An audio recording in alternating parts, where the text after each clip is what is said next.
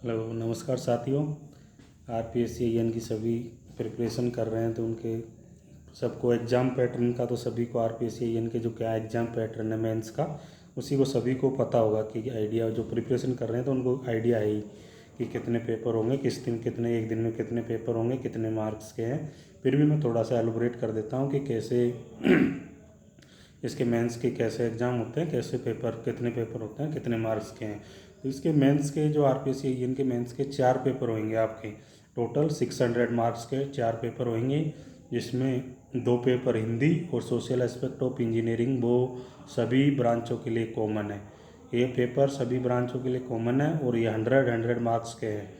100 में से 35% मार्क्स लाना, मतलब 35 मार्क्स लाना कंपलसरी है। अगर 35 मार्क्स नहीं आते हैं आपके तो आप डिस्क्वालीफाई होगे, मेंस को क्वालिफाई नहीं कर पाओगे, चाहे टेक्निकल में कितना ही मार्क्स आ रहा हो आपके। पेपरों में 35% मार्क्स लाना कंपलसरी है। Social aspect of engineering, Hindi, दोनों 100 नंबर्स के पेपर हैं। तो और 2 पेपर टेक्निकल के होंगे जो सभी ब्रांचों के अलग अलग होंगे। टेक्निकल के 2 पेपर 200 मार्क्स के, टोटल 400 मार्क्स के 2 पेपर होंगे। टोटल 600 मार्क्स हैं, उसमें से ही कट ऑफ जाएगी आपकी मेंस को क्वालिफाई करने के लिए, जो इंटरव्यू के लिए क्वालिफाई होंगे उसके लिए। तो इसके जो पेपर का पैटर्न, एग्जामिनेशन का जो पैटर्न रहेगा वो ये रहता है कि 1-2 दिन में एग्ज़ाम होती है। एक दिन में तो हिंदी और सोशल एस्पेक्ट ऑफ इंजीनियरिंग का पेपर होएगा आपका।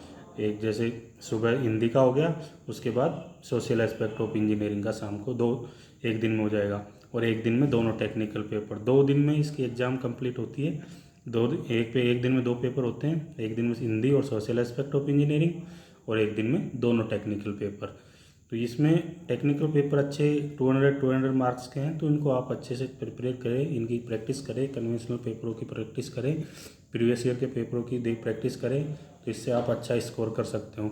हिंदी में और सोशल एस्पेक्ट में 35% मार्क्स लाना कंपलसरी है।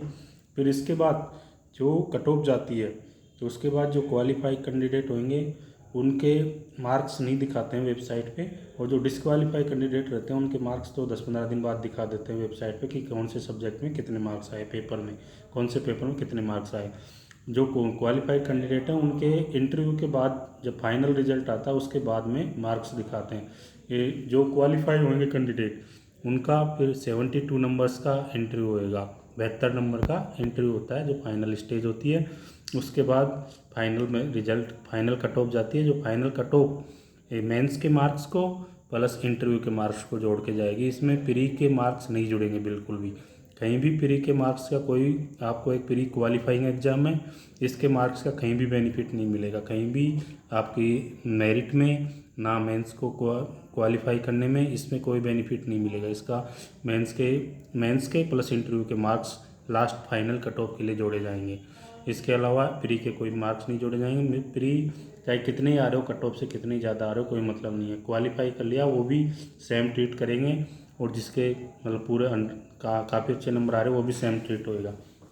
तो इससे प्री के मार्क्स से कोई लेना देना नहीं है। प्री ओनली एक क्वालिफाइंग एग्जाम है, इसमें फाइनल मेरिट में मेंस के मार्क्स जो 600 में से आएंगे वो, प्लस इंटरव्यू के मार्क्स जो 72 नंबर में से आपके आएंगे, उस दोनों को नंबरों को जोड़ के फाइनल कट ऑफ जाएगी। उसी की मेरिट पे आधार पे आपको प्रेफरेंस के आधार पे डिपार्टमेंट अलॉट होंगे, और उसी की मेरिट से डिसाइड, जितने मार्क्स आते हैं आपके उसी के आधार पे आपकी मेरिट डिसाइड होगी। तो ये एग्ज़ाम पैटर्न यही है इसका। 2 दिन में पेपर हो जाएंगे, दोनों पेपर, चारों पेपर 2 दिन में होंगे मेंस के। 2 दिन एक दिन में सोशल एस्पेक्ट और हिंदी, और एक दिन में दोनों टेक्निकल पेपर। धन्यवाद।